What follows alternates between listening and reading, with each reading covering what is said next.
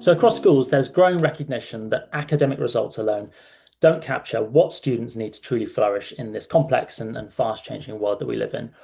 Skills like confidence, adaptability, collaboration, curiosity, and agency are widely valued, yet quite difficult to develop meaningfully within the constraints of curriculum, assessment, timetabling in structured school settings. So this 45-minute discussion brings together senior leaders and sector voices for an open, honest, practical conversation about what beyond grades really look like in schools today. This session will center on lived experiences, what's changing, where tensions lie, and what genuinely makes a difference for students. This Global Education Network event is also delivered in partnership with Summer Discovery and Oxford Summer Courses, which is really exciting. They provide life-changing study abroad experiences across the US, Oxford and Cambridge in the UK, for students aged 9 right up to the ages of 24. So yeah, getting cracking with some quick introductions. Ayana, maybe if you jump in there, is that okay? Sure, yes. My name is Ayana. I am a guidance counselor. I work primarily with grade 11 and grade 12 students, also a little bit with grade 10 and grade 9, as well as I taught a lab called Human Skills at H Farm International School, which is an IB school based in Italy, in the Venice area. And we have a population of international students. There's a majority of Italians in the lower grades, but going towards the diploma program, because we have boarding facilities, we also host many international students coming from very different regions of the world. I am really interested in the conversation today. I'm very happy to share what I have observed and also to listen to colleagues from different regions. Brilliant. Thanks, Hannah. La, should you go next? Hi, my name is La Moore, and I'm the Deputy Head of School at the Bavarian International School in Munich. I've been in education for about 30 years, working in Hong Kong, Portugal, South Korea, Ukraine, Poland, and currently Germany. Spent a little bit of time also at Edgehill University in the UK. My background is actually theatre. And I've been trying to retire from directing school shows for a really long time, and it still hasn't worked. I'll be probably referencing the Global Impact Diploma today, because that's what I've been working on specifically in terms of this realm of work a bit later. Fantastic. Awesome. Thanks, La. Rachel. Thank you, Max. Hello, everybody. I'm Rachel Deuce. I'm currently the Director of Futures at Brighton College, Vietnam in Hanoi. We are a new IB school. My work involves not just developing a higher education program, but developing a careers program from year 7 right the way through vertical scaffolding to year 13. My previous work has taken me from Singapore, Jakarta, Thailand, and Brunei, where I've worked in university and careers full-time since 2013, but I've been an IB educator since 2002. So fully involved with IB and higher education for a number of years, and it's very fascinating, the changes that we're going to be talking about tonight, and I'm really looking forward to sharing my lived experiences in the role that I'm currently doing. Brilliant. Thanks, Rachel. Shantini. Thanks, Max. Hi, everyone. I'm Shantini Mitra-Jones, and I am the Head of Admissions running our UK programs from Oxford Summer Courses, which is part of the wider Summer Discovery Group. As Max said in his intro, we do run transformational programs across the US, East and West Coast, as well as in Oxford, Cambridge, and in Harrow School in the UK. I come from a background of social and cultural anthropology, which I studied at Oxford. I've basically lived and breathed Oxbridge for the last 13 or so years now. It's what I do. It's how I support families to kind of see how we can kind of map out the academic trajectories of all these very, very enthusiastic young people. And yeah, I'm really excited to be part of this discussion today. So thanks very much for having me, and I look forward to learning something from all of you on the panel today. Fantastic. Thanks, Anthony. Jamie, how's the audio going? Fingers crossed. I'm Jamie Williams. I work at the International School of Geneva. Been here now 22 years as a teacher, head of department, assistant principal, and now I'm in charge of admissions, extracurricular activities, and the Learner Passport, which is an alternative transcript we're working on to try and capture all forms of learning. Brilliant. All right, guys, fantastic. So jumping into the first question. So like I said in the introduction, there's this growing agreement that grades alone don't capture what students really need to flourish in this rapidly evolving global landscape that we find ourselves in. So from where you sit and from your different perspectives and your different experiences with students from different regions around the world, what do you feel has changed in schools, in students, or potentially in the world that's made this particular conversation and this focus so pertinent right now? Jamie, I'd love to get your initial thoughts on that question. First, it's a massive question. So I've tried to nail down some of the things I've noticed over the last 20, 25 years. I think first of all, schools are trying. I won't speak for my own school, but I think a lot of schools are trying to be truly more holistic. So this is something which is on their radar. I think certainly since COVID, but before then, we recognized more and more that there were different types of learners, and we were also diagnosing different types of learners earlier on. In terms of students, I think they're under huge amounts of pressure. I think there now is a truly global market for university places. So the well-beings of students, we're monitoring that and aware of that. And also students have more and more possibilities outside of school for learning. They can take online courses which they're passionate about. There's lots and lots of opportunities out there. So how do we take those into consideration? And then finally, in terms of the world, I think, as a university, because it's a global pool of students now, you're always going to get the number of points you need to fill your course. So how do you differentiate those? And having an amazingly academic student doesn't mean they're going to complete the course. They might fail at the end of the first year because they're not organized. And that's a misinvestment for the university. They want people to succeed. And then finally, I think the world's becoming more complex. So this idea of interdisciplinarity and having links between subjects is just absolutely crucial. And being student-centered has been demonstrated by the growth of Montessori and Reggio Emilia and those kinds of approaches. So they're just a fraction of the things which I think have happened. So this has become more and more important for schools to consider. Thanks, Jamie. Rachel, I'd love to get your thoughts on that question. Certainly. So from the HE perspective, just really the last couple of years in particular, as mentioned, sort of post-COVID, but also post this AI acceleration that's just being integrated. We're learning a lot from university reps that come through about employers, employability, and they no longer equate the grades with the readiness to be, in the workforce and all of the skills that are required. So in that regard, coming back to IB, learning and educating, it's all about what skills are you presenting, how are the pupils developing, their inquiry, their risk-taking, their communication. So this has really been, I think, brought to the forefront for students to listen when they're hearing the presentations, and that they're very aware that aptitude is no longer just in isolation. They've got to be developing themselves.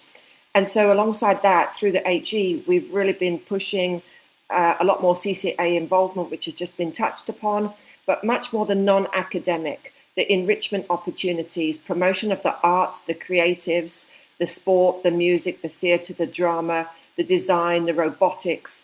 And we're going to hear obviously about opportunities, to fill their holiday time, but it's no longer just about the dedicated academic. It's about enriching yourself as a whole young person to amplify your profile when you're obviously applying to universities. But that is also trying to balance with well-being. There's a lot of emphasis on well-being, particularly obviously with IB students, the amount of workload that they have balancing. So through the CAS program, offering much more, in that sense, non-academic, which is enriching, but still fulfilling. And then the really work that I would be doing is all about that unpredictability, which is now a common feature.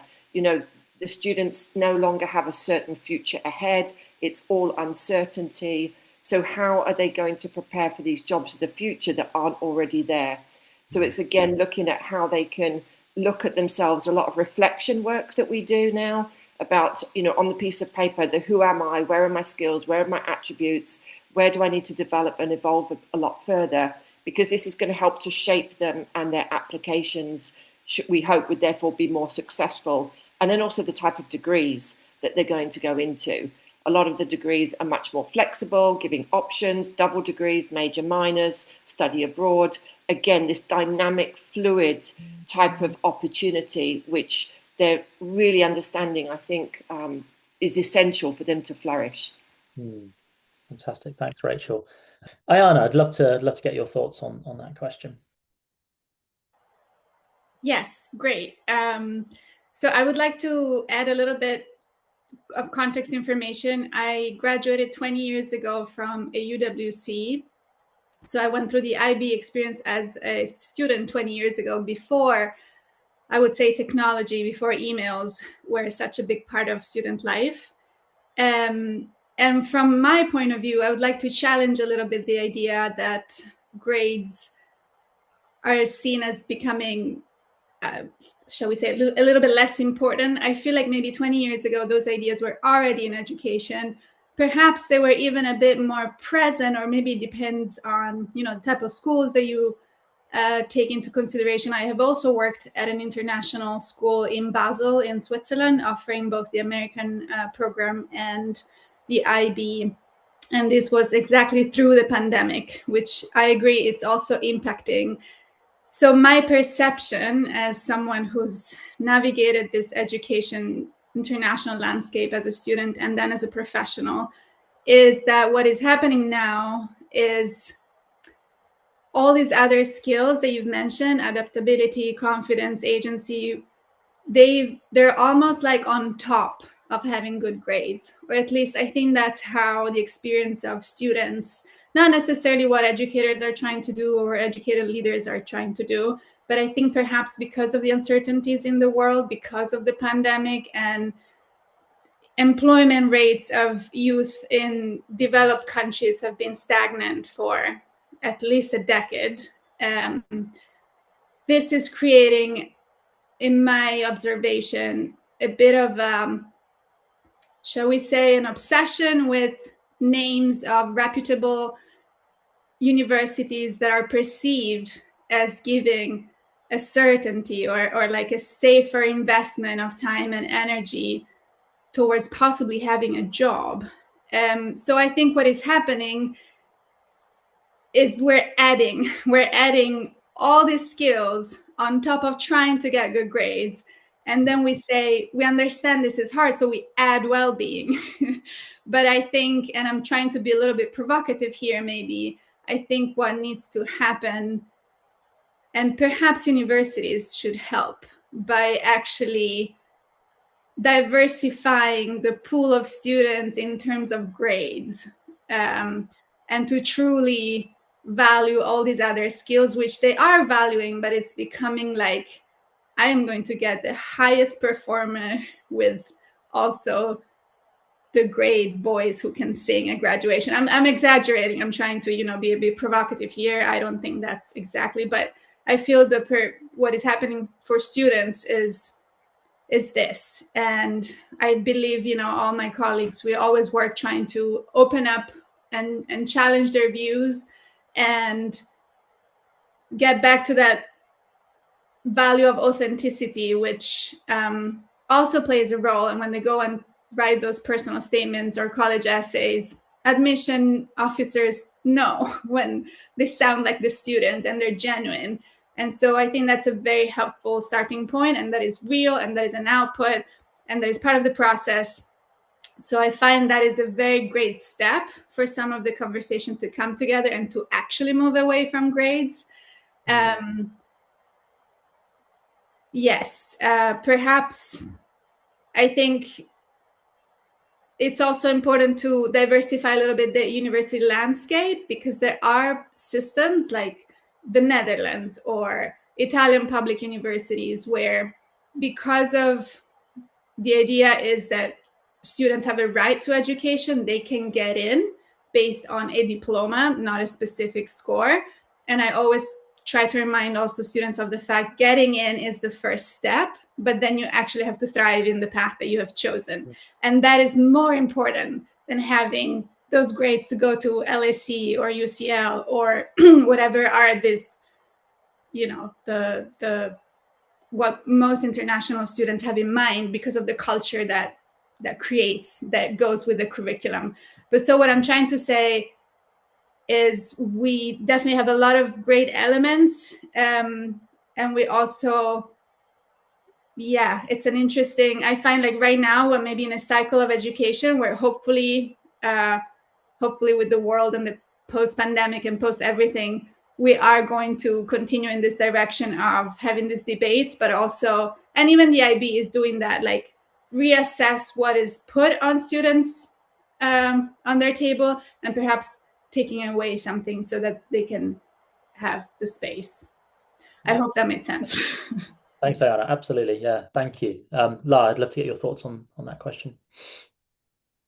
Well, I think based on what I just heard, just in that last sentence, those were questions that about 100 of us asked of each other 2.5 years ago in Hungary. If we were to create an alternative to the IB diploma, what would it look like if it was manageable, if students could stay well, if students could be agentic, if their experiences were real, were meaningful? And I think what you've just said makes me realize that something really relevant's been created. And I've been asking myself for several years, how do we stay relevant when we're inside a structure that has been pretty unchanged since the 1800s in the Western world? And I think that lack of relevance is just coming towards us like a massive train, and it's just going to smash everything up.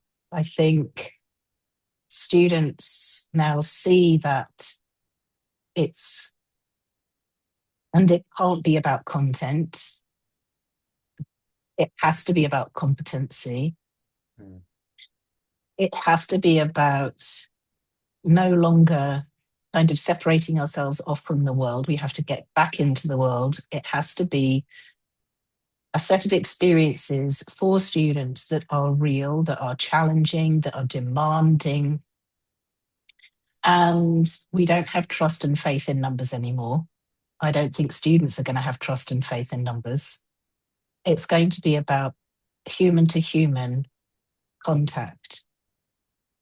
Because we're not going to have faith in admission systems either, because where and when is the human involved in looking at another real human in terms of our student?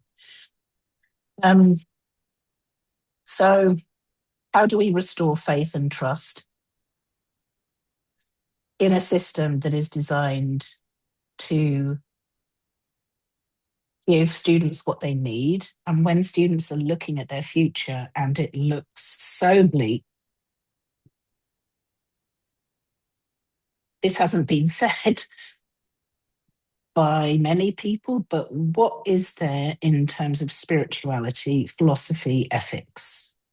These are all really, really old subjects, conversations, but I think if we're going to restore faith, actually not just in education, but also humanity, we need to go back to kind of what is essentially true and just and fair. Another project I've been working on for the last couple of years is humanizing pedagogy, an organized kind of creation of a framework, which is a sort of subcategory of the International Schools Anti-Discrimination Task Force, everything has just got to be redesigned and fast.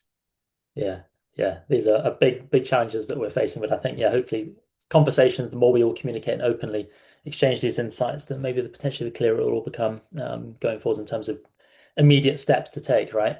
Shannon, I'd love to get your thoughts. Are these thoughts that you're hearing, anecdotes that you're hearing from parents, from students? I'd love to get your thoughts on what's been said. Thanks, Max, and thanks, Lamore, for that. I mean, my mind had already started wandering towards that end, with the anthropology hat on. From where I sit, speaking to hundreds of families and schools every year, I think the shift is really clear. And I agree with Ayana's point that all the shift is pointing towards not forgetting about academics and grades, but it's plus academics plus what do you do? I think grades obviously still matter. Until we overhaul the entire system and come up with a new system, that is still the framework within which we work. But what I hear much more now from both schools and parents is a concern about whether students can adapt, collaborate across cultures. That's a really big one, especially for students wanting to come to the UK. I mean, our programs, especially in the UK, we have 95% international programs, 120 different nationalities. So even when I'm on admissions calls with international students, I'm not just looking at is this student, do they have the GPA or the grades? I'm looking at, will they get along with other students? Will they be able to adapt with the certain multicultural element that comes with life in the UK, which is quite different to different cultures? And most importantly, are they able to think independently? I mean, I grew up in an education system that was very big on rote learning back in India. I moved away from that, and university and Oxford especially really kind of whacks that out of your system, and you have to think independently. And it's done a world of good, because it makes me think about the world in a certain way that I wouldn't have done, because I'm not being taught to think or how to think. I'm taught that it's okay to think independently. I agree, and I think everyone on this call does, that the world students are entering is far less predictable. I think the challenges that schools face today is that we're preparing for a student for a world that is changing faster than any curriculum, right? So how do we keep up with that? That for me would be, so the main question is we're asking is, how do we help students achieve? But if we moved away from that, we're like, how do we help students flourish in uncertainty?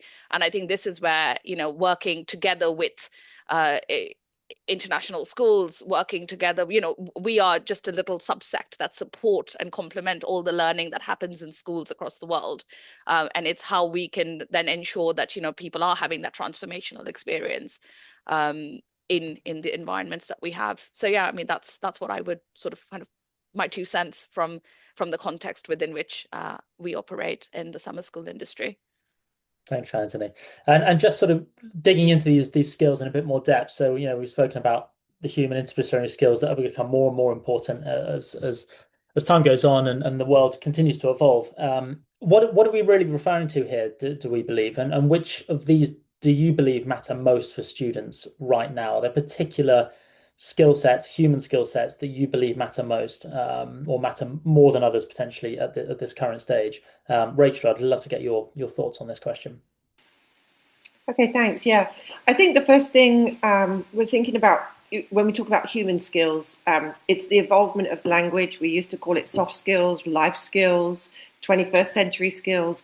All of this, it's really that human interaction, human connection, students having the confidence to have those conversations, to think deeply, to question, to be analytical, to have problem solving. These are really like crucial, not just in their current world of academics, but definitely in any job that they go into, where they have to, in that sense, function beyond being an individual. They also need to be able to have the resilience, but we've talked as well about adaptability, which comes with flexibility. All of that is really important, because I think of the technological changes in particular, but also the way that we've seen the movement, the migration of students around the planet. Mobility is far higher. The opportunities to study in so many different countries is incredible.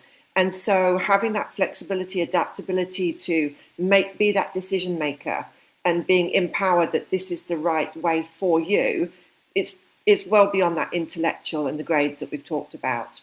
And I think the other thing that really is a very, very important, and we tend to forget it, we sort of default into science, technology, STEM. We forget about talking about STEAM. Where's the creativity in all of this? The world is crying out in that sense for more human, social and creative sciences, creative practices. We need that creative thinking in the workforce. And I live in a part of the world that is very much traditional in terms of the type of degrees. It's the science, the engineering, the medicine, the business, the economics, the finance, and having students feeling able to take a creative subject and have it valued. I think that's been really difficult for them, but also important for us to try and have the cultural conversations with the parents, because it is so important, particularly as we know for working. And then you mentioned about interdisciplinary. Again, those interdisciplinary, which just come from our IB, the learner profile, the attributes. You've got to be problem solving. You've got to be adaptive. You've got to be technologically literate. You've got to be AI aware. There's a whole new policy for the IB on that and how it works. You've got to really understand, which again, try and promote more, that perhaps it's been lost a little bit on young people, is the environmental systems, environmental thinking. What's our impact, our footprint? How are we going to emerge into this new changing world with the planet, and how we're utilizing the planet, but how the skill sets that we've got and the careers that we're doing are impacting sustainably driven industries. And I think that's something that's got to really be much more prominent. And so, like you asked, what do I think is the most important from the young people and the work that I do? I would say, if I have to captivate two things, adaptive problem solving, definitely, and technological literacy with the AI awareness about the positives, but in particular the negatives and the impact it's having on them. In particular, things like literacy and reading and their ability to engage in more traditional things like that. Yeah. And it's a great point around creativity as well. And I think that's something that the UK state system is particularly struggling with now, in terms of that being cut, funding cut for particular arts, music, that, creativity subjects, which is, the opposite is what needs to be done, right? So, yeah, no, I absolutely resonate with that for sure. Jamie, I'd love to get your thoughts on that question in terms of which you believe matter most in terms of these interdisciplinary skills that we're talking about. Yeah, first of all, I'm a lot more optimistic, actually. I think teachers are amazing, and I think they're incredibly adaptable, and good teachers know their students. And a lot of the things that we're talking about has always been there. It was called the unwritten curriculum. But when you taught things, you had to promote skills. Otherwise, I think it was Ayana was saying, when in the IB she did it 20 years ago, you had to teach those skills. Otherwise, you wouldn't have got the grades in the final exam. So first of all, yeah, the world is changing and we're in an incredibly more dynamic place than we've ever been before. But I also think that quite often we throw out the bathwater, and we've already had for many years really good practices that we shouldn't forget about. I really like the devil advocate about we're just adding more and more and more.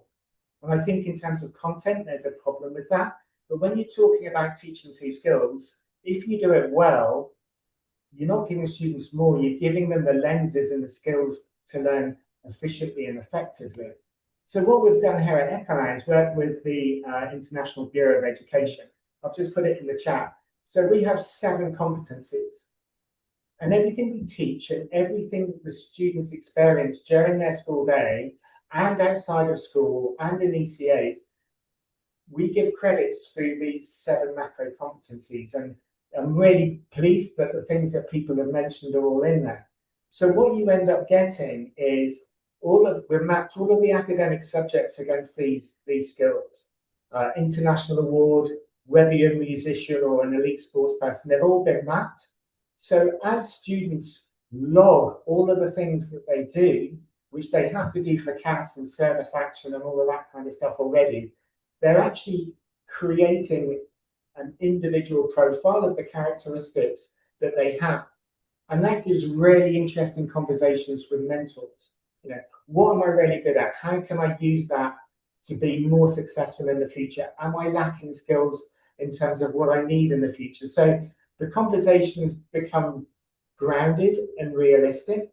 So I think, yeah, there's a lot of things to consider, and just academic grades are not going to be enough in the future to really assess. And people don't like the word assess, but that's essentially what we're doing, to assess how successful is this person going to be in the future. And in order to do that, we need to know our students, we need to give them the right skills. So what we're working on is something that doesn't add more to the load. It's about being really, really precise and transparent and verbalizing what I think, in essence, was the unwritten curriculum before. Because a good teacher, they did this, and they've been doing it for years. And yeah, AI, slightly different, but then are you being critical? Where are you getting your sources from? Those things good teachers always taught. So I'm really hopeful, actually, and I think we do. We're in an amazing profession, and the vast majority of our teachers have the skills and they're passionate about their students. And that's where it comes from. It's about the measuring, isn't it? How do we measure it? And I think if we have, well, we've started, I mean, you have to draw a line. We've got these 7 macro competencies that we're measuring, and they leave at year 13 with their IB diploma, their Swiss maturity, and they also get a learner passport, which is far more realistic than any of that. Some universities accept them, find them really interesting. Others don't want to know. They just want to know you've got your 41 points and that's it. But we're honouring the skills of all types of learning. That's kind of the golden chalice that we're aiming for at ECHO annually. So thank you, Jamie. Yeah, that's fascinating. I think especially around this learner passport idea and what you're doing at ECHO, I think it's incredible. In terms of what gets measured, gets focused on, or gets done. Yeah, if you're putting a framework together to structurally assess these key competencies and key skills throughout the learner journey, it's an incredible place to start for sure. Brilliant. Thanks, Jamie. Ayana, I'd love to get your thoughts on that question in terms of specific competencies we're talking about that you believe matter most. Well, first of all, I would say Rachel has touched upon many of them in a very eloquent way. And I agree that language is one of the main skills that we have developed as a species. And that I feel like we need to safeguard right now because of the things that have been said about AI and literacy and reading are very important, and they always have. And I agree also with what Jamie said. Good teachers have been around forever, thank God. So I feel like it's important to let them do what they know how to do and really prioritize literacy and reading. Another one that I assign a lot of value to is imagination. And there are many studies that show how children are born. As humans, we have this power.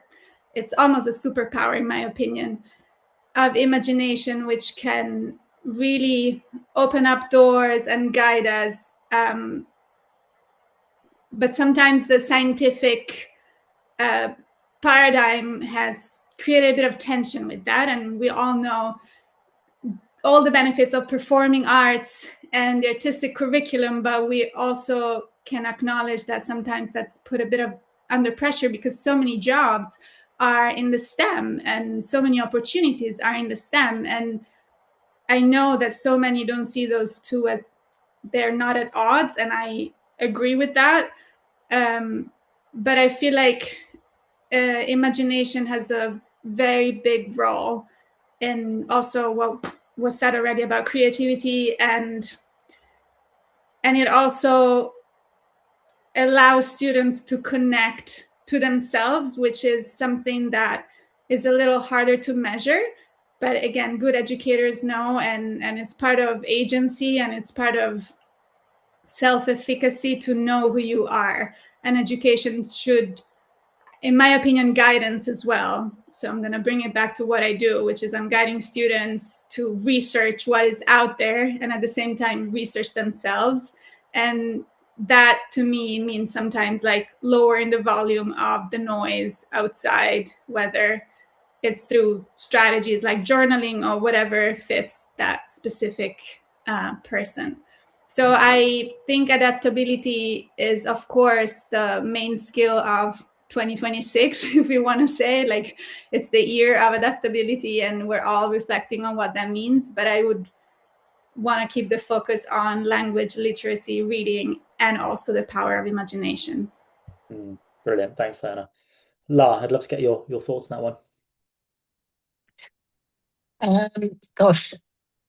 Well, I know what I want to say, kind of like literally about the 6 competencies that the Global Impact Diploma teaches to. And but you've just made me think about all sorts of things. And one of them is it being the year of the fire horse, and how it's going to be such a transformative year. And I'm also thinking about layering. I'm also thinking about subtraction. I'm thinking about really meaningful experiences. So, Rachel, you were talking about the IB frameworks, the layering of the learner profile, approaches to learning. It's become such a large framework. To what extent are efforts to align practice and to coordinate practice so that we don't get into a mess? I've rarely found schools who've done that really, really well. And yes, the unwritten curriculum and brilliant teachers, they are often operating quite independently. And when do we see schools sort of coordinating the unwritten curriculum to create a fantastically meaningful experience for students? And I think when I go back to the GID, it's flipped the experience so that, like the model that Jamie was talking about, it works towards a portfolio. It focuses on drive, impact design, collaborative impact, empathic impact, so that when a student leaves, they can communicate, which is another one of their competencies, for themselves. And you were just talking about this in terms of kind of like self-efficacy and being agentic. They're able to articulate their value, I suppose. But that's after they've felt value. I mean, we've been kind of creating a system that has separated children from life. And it's been academic. Einstein can do things. He can sit in a chair and imagine, I don't know, how the world works in terms of physics. We absolutely can't be removing children out of life. They have to feel it, and they have to have these really rich, honest, authentic experiences, and then be guided to reflect on them so that they can understand retrospectively what they've just done. I think about kind of Maslow's hierarchy of needs, and Corey, who presented about the GID the other day, talked about how Maslow added transcendence to the top of his pyramid. Children come to us being already self-actors, having already transcended. They come with all of these competencies. They're so ready to be brilliant. And what do we do to them? We sit them down. I mean, it's a bit mad. I think it's a bit mad. So I think get up. I think have embodied experience. I think go out into the real world. But if you can organise these competencies, and I'll put a link in the chat too, then you start to have a coordinated effort that gives children an experience where they can feel their muscles growing and have pride and share that pride. Thanks so much. Anthony, in terms of what you're hearing, is this kind of common language emerging across the schools that you're speaking with, students, parents? Definitely, Max. I think interestingly, many of these skills are assumed rather than taught. you rely on, as Jamie mentioned, good teachers will already bring this to the table. But you're relying on good teachers. I'm not saying all teachers aren't good, but they are overworked, they are stretched. They've got a points-based system of assessment in this country, at least. So there's a lot going on. So I think it's just being more intentional about talking about these skills. I mean, we often see this. I mean, my window into the world of young people is in 2-week blocks where they come to our programs in the summer. And we've got these really bright 16, 17-year-olds who come and they're sitting for their first tutorial, which is something we mirror using the Oxbridge style. So, they are learning by asking questions and being asked questions. And we often expect students to naturally know how to contribute to discussion, how to challenge ideas respectfully, manage uncertainty, or work across cultures. And these are things that don't come naturally if you're not honing that muscle. These are actually learned behaviors. I mean, I was also like kind of reflecting by talking. We do a lot of focus groups in the summer, and everyone's got like an idea of what they want to do. I mean, young people today, I think, are a lot more driven than I ever was. I remember being completely lost when I was 15, but they know what they want to do in their lives. But interestingly enough, the statistics will show an average person today goes through 12 careers in their lifetime. It's no longer the year where you're in a job for multiple years. Like, say, I come from a family of 10 generations of lawyers. Obviously, I've moved away from that. But it's interesting that you just kind of assume that that is what you would do. So this is where people are thinking about having skills that helps them adapt and move and be agile. So you're not just being framed as someone who's good at STEM, therefore you're not good at humanities. Someone who reads Shakespeare can also teach themselves to code and run their own business or work in a company that requires them to code. I've seen that happen in my own life. My husband's done that. He's a primary school teacher, taught himself to code. His entire career is now as a web developer. It's possible to do that because you have that skill, and he was taught that sort of skill set in his school because he was privileged enough to go to school that had that kind of an environment. So I do think that it's teaching young people, what I think is emerging across schools is growing recognition that these skills need intentional environments and experiences where they can develop, not just academic instruction. So what La mentioned, it's like you want the kid to be able to sit down and visualize the next theory of relativity. You want them to have that, and that ties in with Ayana's thing on imagination. Are we stifling all of that by putting in rigid frameworks? So I think, and often the most powerful growth happens when students are placed slightly outside their comfort zone. I see it every summer. They are thrown into a group of with people they would have never met in their lives, and they come out confident on the other end. And there are kids who don't. And that is the reality of what we're balancing. But yeah. Thanks, Shanti. Yeah, I mean, first of all, the time's flown by, so we've only got a few minutes left. But what I'd like to do is just move on to a final question, actually, which touched on what you just mentioned there in terms of exposure, unfamiliar context.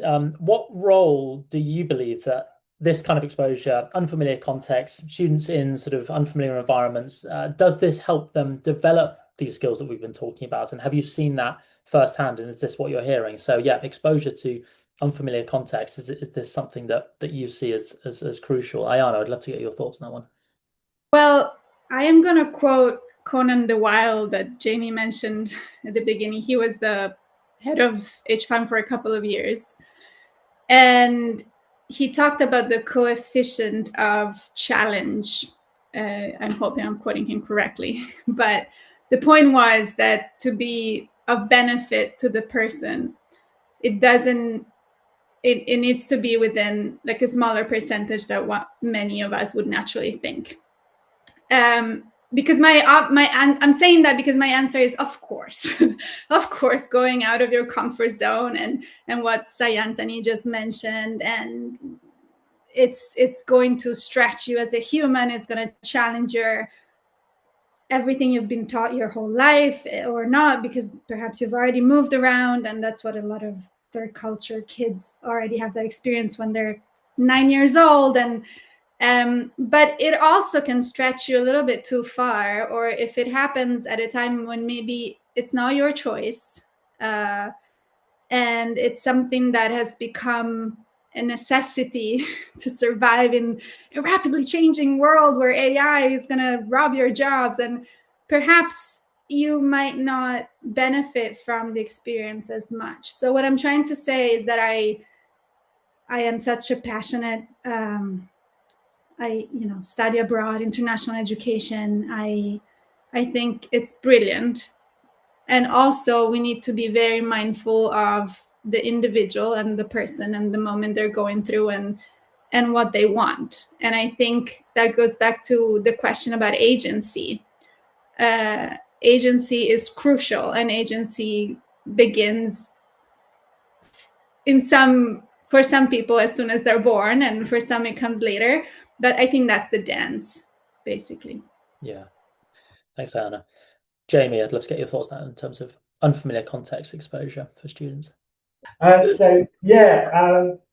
course, so important. I mean, if we're not giving students new experiences, then what are we doing? That's a fairly basic way of looking at it. But in order to do it, you really do need to create a safe environment. They need to be able to make mistakes, and unless that is created in the classroom, then you're never going to get students to. They might be in a situation which is out of their comfort zone, but they're really not going to engage with it. It will be about self-preservation instead of jumping into it with 2 feet. So there's that kind of context to it. But I can't remember who it was. Someone mentioned imagination and the importance of imagination earlier, and we often forget about that. And that's what new context brings, doesn't it? It brings imagination. What could happen? Even if you take something as strict as a scientific method, when you're in a new concept, you have to set a hypothesis. That requires imagination. What could possibly happen? And when you're engaged in that kind of thinking, that's when learning takes place on a deeper level. So I think, of course, you hope to put someone into a context they've never come across before during the school day, create safety, cultivate imagination in what could happen. And my final point is, we always think about interdisciplinarity of sharing information and facts and how they cross over spheres.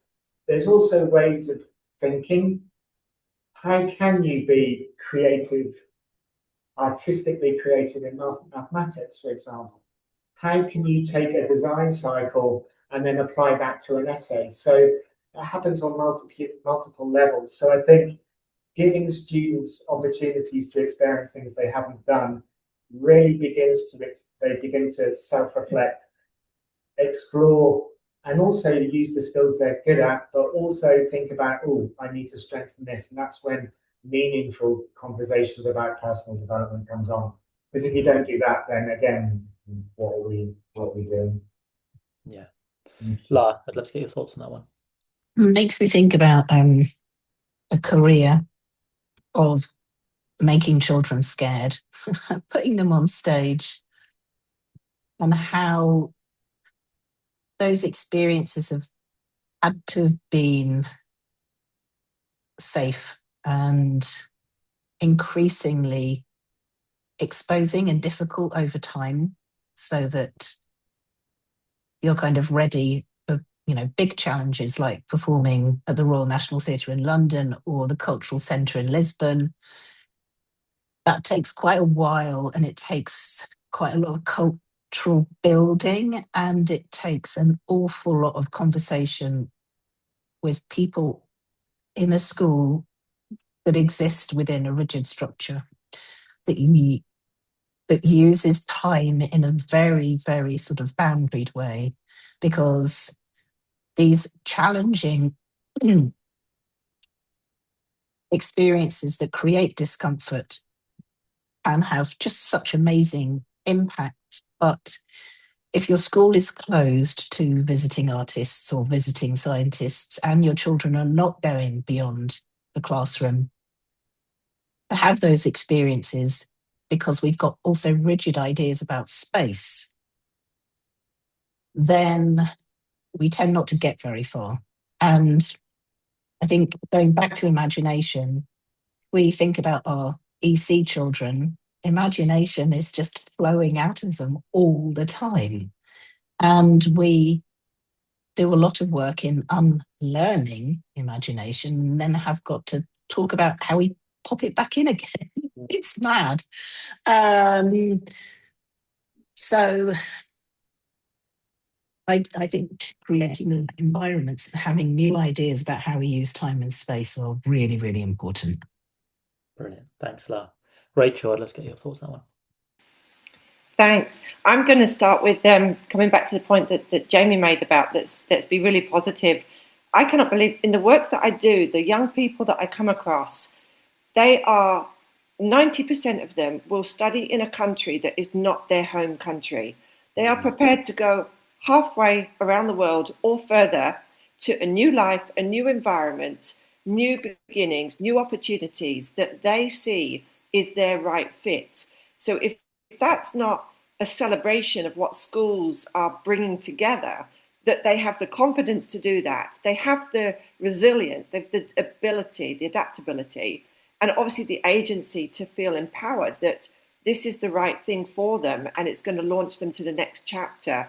So I really would love to sort of celebrate, everything that schools are able to offer, as been mentioned though, within the context and the refinement. And in that sense, we are all conditioned and restrained in some way, shape or form. But yet within that, we are having young people that are excited about their futures and looking for opportunities beyond their borders, which I think is just incredible. And for all of the work that every educator is doing, a celebration of exposure and agency. And the fact that along that journey, they go to, example, the Oxford summer courses in the UK. They go there by themselves at the age of 16 or 17. That is incredible. So again, I think just coming back to positivity, we are having an impact, and that we are developing these very important skills and importantly, the agency. Well said, Rachel. Thank you. Yeah, brilliant. Shantini, is this again anecdotally what you're hearing in terms of when students Absolutely. travel all the way around the world to come to these courses? What are you hearing the feedback? Absolutely. I'm going to give you two visions. One is my first week in grad school, a young gentleman, he's 30, doesn't know how to boil an egg. He's standing in my kitchen, doesn't know how to boil an egg.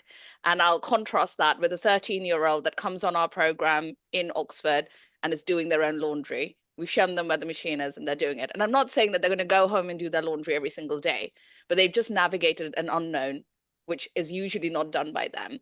And that shift in just over 2 weeks often builds confidence. It teaches them about independence. They're, a 16 to 17-year-olds are buying their own lunch. They learn how to deal with money in a different country.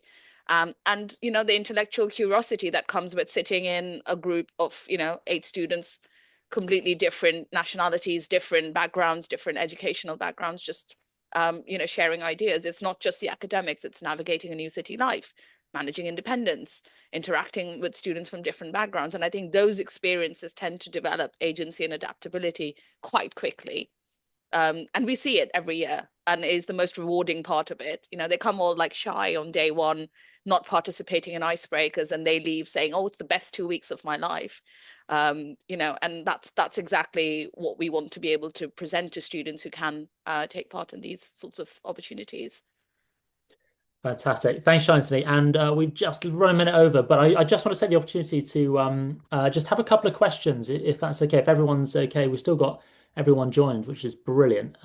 So if everyone's doing it and people have maybe just a few more minutes just to answer a couple of questions, that would be fantastic. Rebecca says, can we talk about a specific example like resilience?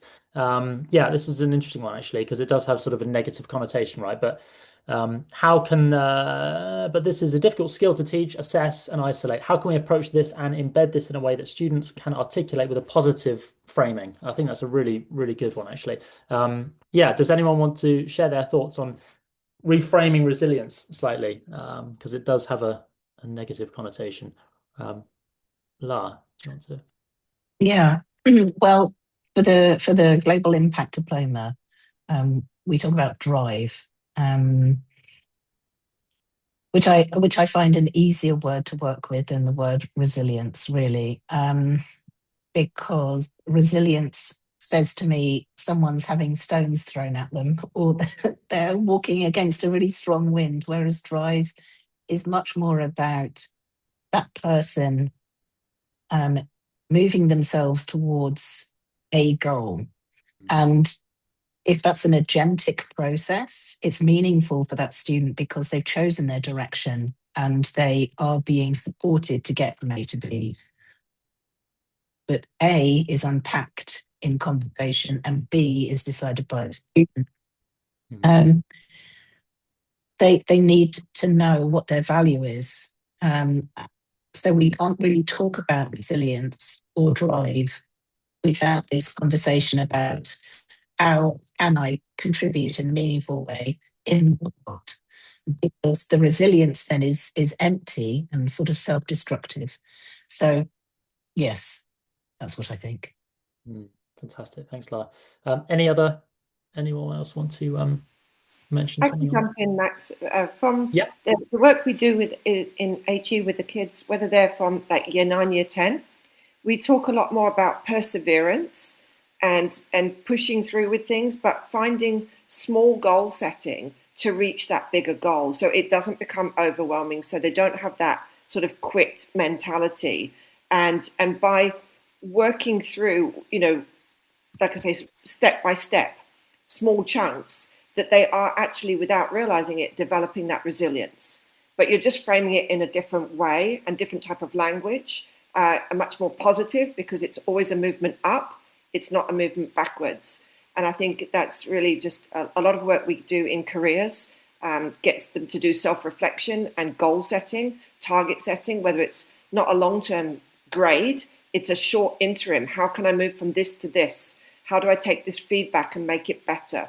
How do I develop myself to the next little step, not that massive jump where people just talk about resilience to deal with excessive workload or whatever it might be. Thanks, Rachel. Yeah. Any other thoughts before we move on to just one or two more questions? I'm just going to jump in quickly. The Common App, when you apply to the US, you write this college essay and there are always the prompts. And one of them is about failure. So students are given the opportunity to write an entire essay on a time when they failed. And the idea is, of course, to then reflect on the growth that came from that. And I think other colleagues have mentioned the space to make mistakes. And I think failure and mistakes are great opportunities to learn.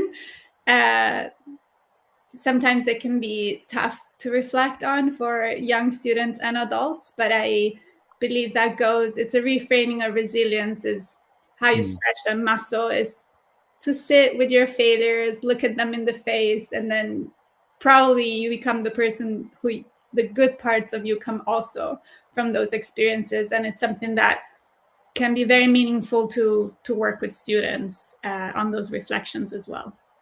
Yeah, absolutely. Failure is, you don't get success without failure, right? So it's reframing it to help propel you forwards rather than to, prevent you from actually making the effort in the first place, right?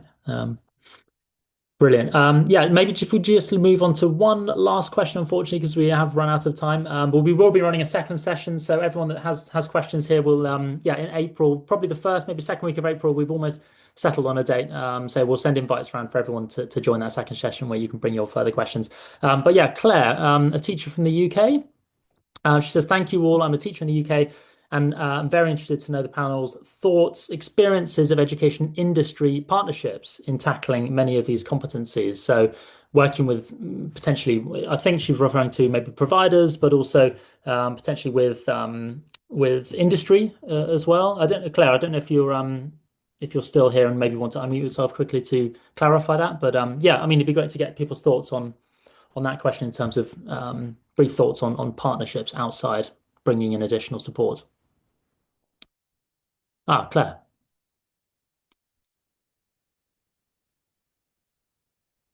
Yeah. Do you want to go ahead?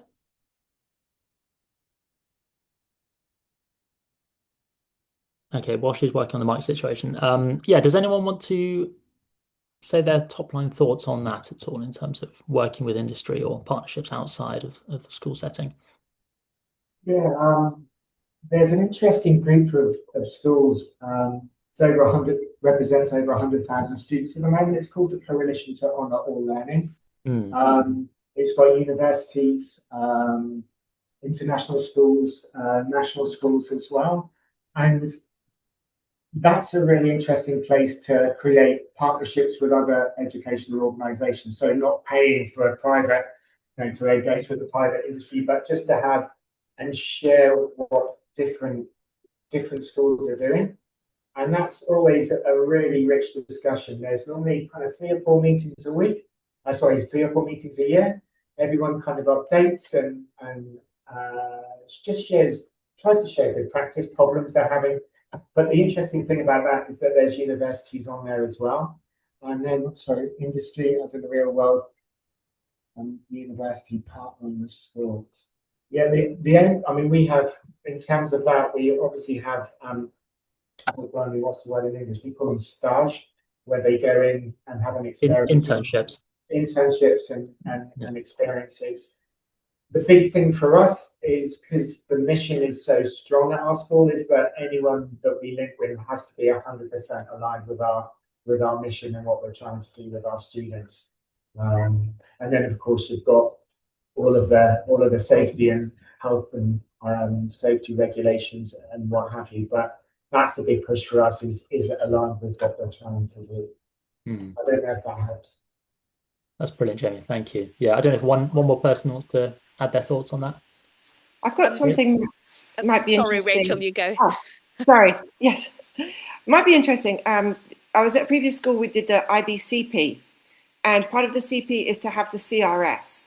And the CRS is a very, very important. It's basically a professional practice for the students, where we are looking at a partnership in that sense through the university that's running the CRS, but they are actually in an industry workplace. And I know that the IB has done a lot of work to promote the IBCP, globally. But as Jamie just mentioned, a lot of the work there we have to have in place, in that sense, the safeguarding, the risk assessments, the quality control, quality assurance. So part of the planning when we were establishing those networks, when we were thinking about which professional practice we would take, obviously the dialogue with the industry and the place of work, as well as the university, because they are obviously the ones partnering, was essential, absolutely essential. But I will say that it was excellent because of the amount of work and time and effort that went into it. When it was established, the kids had an absolutely fantastic experience. So that's what I just wanted to share about that CP. Thanks, Rachel. Shantini, do you just want to add your thought there? Yeah, just one last thought on that is that we do, like, in the form of the, through the summer course in the US and the UK, we do have industry insights. So we get people who have successful careers that come and speak to students. So whether that's from like an exec in Shopify that come and talk to our students about how they got to where they are, or a surgeon, a barrister, all of that. But what we see the most with that is that the more students can see how knowledge lives outside the classroom, I think the more meaningful their learning inside becomes, because you're moving beyond just you need to have the theory to understand the practice, but it's good to be able to see how all of those various things translate into a real world example that can be quite meaningful and inspiring, just from my experience. Fantastic.